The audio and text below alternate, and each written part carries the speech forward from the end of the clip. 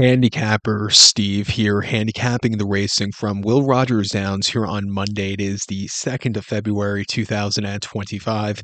26, excuse me. Good luck the eighth race from Will Rogers. But before I get on to that, remember to please follow me on X at Horse Racing Kid 5 for more selections for race courses around the world, and I mean it around the world. Let's look at the eighth from Will Rogers, which is the Highland Ice Stakes. It's going for a $50,000 purse. Race for 3-year-olds and upwards here. 7 horses are contesting 1,200 meters or 6 furlongs on the main track.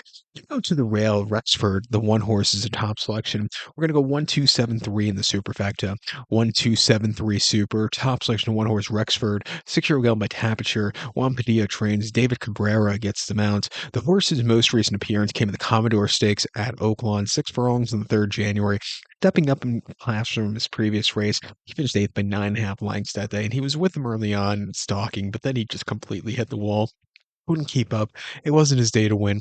I think down the class ladder, going 6 furlongs locally against these stakes quality horses, he's in a much better spot to get a victor than he was last time out. Two back at Zia Park, 6 furlongs in the Zia Sprint. He finished third by 1.5 lengths. He was on the front end from the rail that day. He was flying up front. I shouldn't say they. He was flying up front. He weakened in the lane.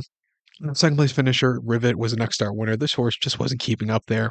And then at Zia, 5 furlongs and optional 20, dashing that day, winning by 1 3/4 lengths that day on the front end. He looked like he was going to, go down with a fight, go down without a fight in the lane, but he fought back in the lane. A very good gritty performance there. And then at Zia, 6 furlongs and an allowance race in early November. There's third by 4 1/4 lengths that day. He just kind of stalked and yielded that day, but quite a workhorse in November at Zia. Ran every 2.5 weeks or every 10 days or so. He ran the 4th of November, 17th of November, 25th of November. Maybe that's why he was a little bit tired horse at that Zia Sprint Stakes.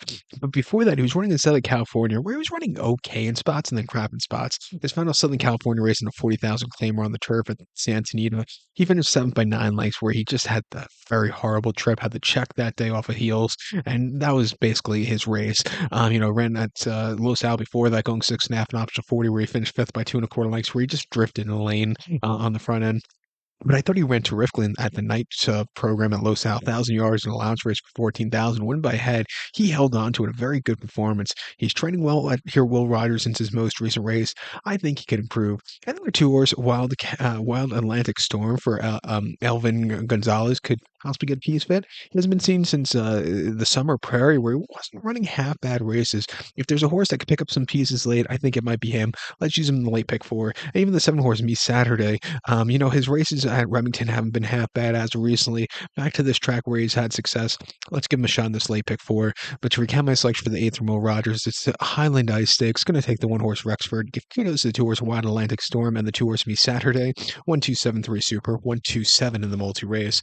So let's go on. Please follow me on X at Horse Racing Kid 5. Good luck, everybody.